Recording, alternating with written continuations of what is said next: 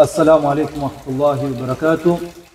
وعليكم السلام ورحمة الله وبركاته. الشيخ عثمان ويانغو حياك الله بالعافية. الحمد لله الذي بنعمته تتم الصالحات والصلاة والسلام على أشرف الأنبياء والمرسلين وبعد. Naam, ndugu zangu watazamaji, wasikilizaji, tuwakaribisha tena katika kipindi chetu Nasaha Dunia, tukiwa mara nyingine tena na shekhi wetu Sheikh Abud. Mwenyezi Mungu atuhifadhie kwenye kheri na tunufaike kwa mambo chungu nzima. Na Sheikh Abud, kuna swali limejitokeza kwa bwana ambaye kwamba ameketi kwenye ndoa yake kwa muda mrefu. Tayeb. Alafu wakaja wakaachana pia, wakaketi muda mrefu katika kuachana kwao. Tayeb. Akaja kwa mara nyingine ya tatu kutaka kuregeleana naye. Naam. Katika kuregeleana kwa naye, wazazi wakaingilia ndani na jamaa wa karibu kupinga kuregeleana kwao. Tayeb. Vipi hukumu yake ni jambo? Bismillahirrahmanirrahim. Alhamdulillahi rabbil alamin wassalatu wassalamu ala rasulillah Muhammadin sallallahu alaihi wasallam wa alihi wasallam. Kwa hakika Sheikh Athmani umeniuliza swala kubwa, swala zito. Swala la mwanamke kuregelewa.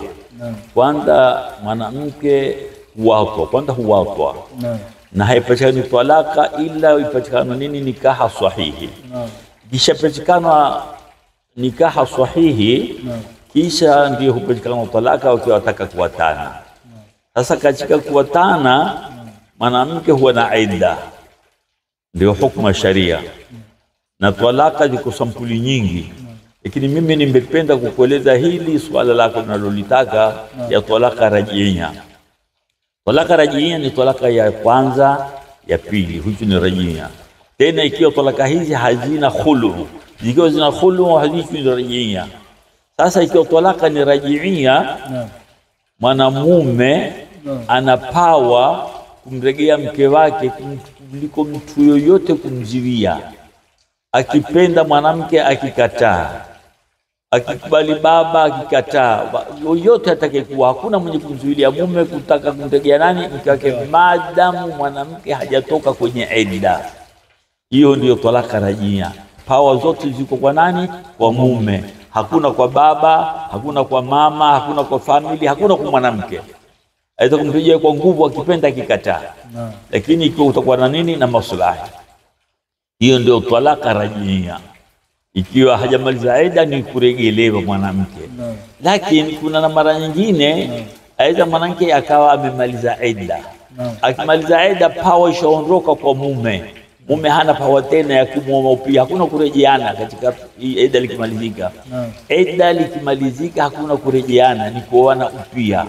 Sasa na ikiwa kuoana upia hakuna power isipokuwa kwa nani? Kwa mke mwenyewe peke yake. Na akitaka kumpa mwingine, kumpa mtu mwingine power amozesha, aweza yule mwanamke. Lakini power zote ziko kwa nani? Kwa mwanamke. Kwa hadithi iliyokuwa sahihi kutoka kwa Mtume asema, athayibu ahaqu bi nafsiha.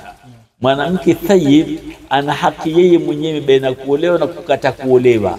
Hakuna mtu mwingine anaweza kumchendesha nguvu isipokuwa yeye mwenyewe. Hii ni kwa nini? Idda limemalizika na yeye amekuwa nani? Thayib yule mwanamke. Sasa katika swala kama hili la thayib, thayib iko si masala kwamba mwanamke ameolewa akawatwa. Thayibu upatikano kwa njia nyingi, kwa sababu ile bikara inapoondoka kwa nikaha sahihi, ikiondoka kwa njia ya zina, ikiondoka kwa ugonjwa, ikiondoka kwa bahati mbaya, njia yote mwanamke huitwa ni thayib. Anapokuwa ni thayib, basi yeye mwenyewe ana haki zaidi ya kutoa idhini aolewe na mtu yoyote anatakaye yeye. Hakuna mtu ambaye aweze kumchendesha nguvu. Hii ndio masala unayouliza. Lakini na hapa katika kurejelea katika nyuma, katika ile masala ya talaka rajii, Mwenyezi Mungu asema ndani ya Qur'ani al-Karim, wa bu'ulatuhunna ahqqu bi raddihinna fi dhalika in aradu islaha. Bale waume waliowata wake zao wana haki zaidi wao wenyewe kuwaregea wake zao, sababu in aradu islaha, wakiwataka nini? Maslaha na mchengefu. Hakuna ruhusa mtu mwingine kumwingilia katika masala kama haya. Na baada ya kumaliza idda, ile power huko kwa mwanamke mwenyewe. lakini pengine na wazazi watakuwa na kila pondo, wasikubali kuolewa. Baba mamwambia mwanamke usikubali tena kuolewa tena.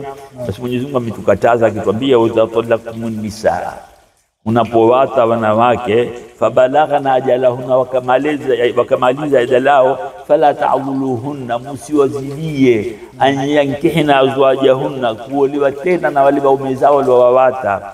Idha taralo bainahum bil ma'ruf, wataridhiana katika njia nzuri.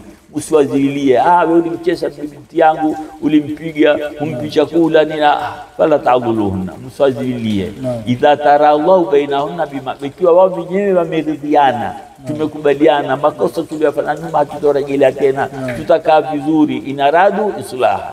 Ndio Mwenyezi Mungu ametuamrisha tufanye mambo kama haya. Mwenyezi Mungu atuwafikie, tuketi na wake wetu kwa uzuri na tusibawate. Ikitokea accident, tufuate amri za Mwenyezi Mungu ambazo alituwekea katika sharia yake. Haya machache Sheikh Uthmani, hiyo ndio jawabu ya swala yako. Wa barakallahu fika. Wassalamu alaykum wa rahmatullahi wa barakatuh. Wa alaykum assalam wa rahmatullahi wa barakatuh. Naam, ndugu watazamaji, kama tulivyosikia, Mwenyezi Mungu atubarikie kwa shaka wetu kwa mingi alituambia, na vile vile tupenda kuwakumbusha, ikiwa kuna maswali yoyote, ingieni kwa mtandao wetu hapo utuulize maswali kwa hili na mengineo. Inshallah tusaidizeni sana, na tutataka mshare pia, msambaze kwa watu mazungumzo haya ndio kwamba ya dini, na vile vile kuna kulike, kuna kusubscribe, zote tuwaomba tushikane mkono kwa mkono inshallah, ongeza gurudumu hili la Uislamu mbele inshallah. Mpaka hapa tutasema wabillahi tawfik. Alhamdulillah. Barakallahu fik.